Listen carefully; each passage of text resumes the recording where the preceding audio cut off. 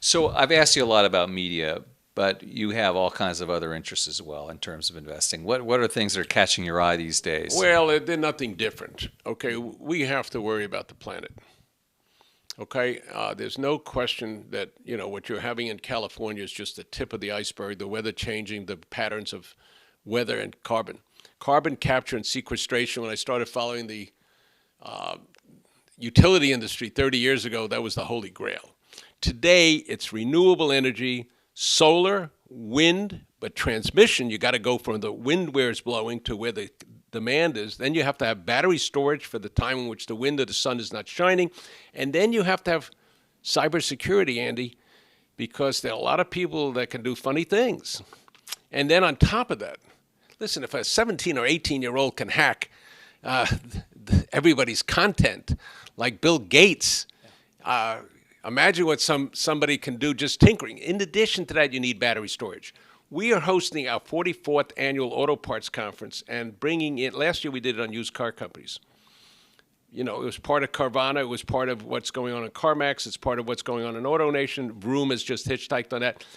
But the battery companies are coming in. Will we be able to come up with a battery that can absorb and generate and store, and that becomes a total ingredient? So we're looking at that ecosystem for a while, and we have to own that. The second part is people.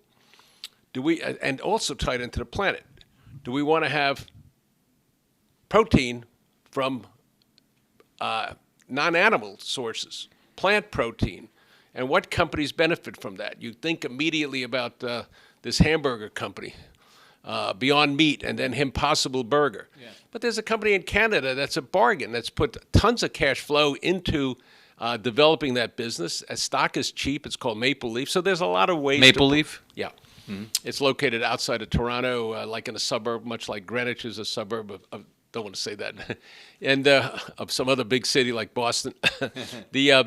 So those are some of the areas that we're investing in. In addition to that, obviously, you have to think about how bad is bad for the cyclical bottle company, be it banks, oil, travel, and leisure. How good is good, and when will that occur? And then, Andy, when it gets good, how do you get a bigger multiple? What's going to be the ingredient that says, okay, will this stock sell at 3 times cash flow, higher than it would sell normally because they've got some input into a Tesla or the other versions of all of the electric vehicles that are coming down? So that's how we think. We look at every stock, every company with a microscope. And then we look at them with a telescope. I want to get into the green stuff in a minute, but the bottle companies, what was that again? Take us through it again. No, that's B for banks. Mm-hmm. They have been significantly thrashed, particularly the smaller ones. And why? Because just in case people can't pay their mortgage, will the government come along under some administration and say, don't bother. Right. You took a student loan instead of working, or you took it because you thought you needed it. We got a solution for that. Travel and leisure. Oil. Well, oil was the O. That's the O, right? Yeah, the oil has dropped to $42 a barrel, and we have to make a transition, obviously, away from carbon. But the necessary transitionary fuel is nat gas. And so where is the nat gas play? What companies will do well? Now, yesterday or last night, it was announced that Exxon's coming out of the Dow Jones. Yeah. And they're putting in Honeywell and they're Amgen and Salesforce and dropping. So the weightings in this index fund, I just got off track on that, but that's an element. So that's the bottle. Right. Will you go to a hotel to go see the Consumer Electronics Show? Will you go to Las Vegas with 120,000 people to go to that kind of a gathering? When will you do that? What will you go gamble? Well, you won't go to the Kentucky Derby because they're doing it virtually. Will you do it next year? So the question is timing, but not if. Do you own Tesla? As you talk about these green stocks, and you I have a mentioned problem Tesla. with Tesla. I think Elon Musk. When you think of SpaceX, when you think about what he does, in quotes, the boring capability of drilling tunnels, and think about the ingenuity that he's brought to this company, it's phenomenal. However, when I take the number of shares and multiply it by 2,000, I get $400 billion.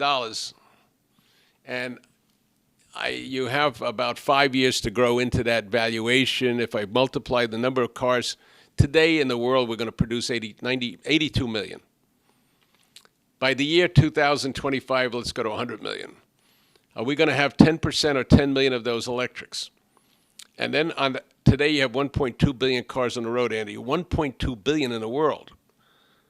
You know, maybe we'll have 1.4 in the world. And yes, we have to substitute some kind of other fuel, whether it's somebody at MIT coming up with a hydrogen-powered.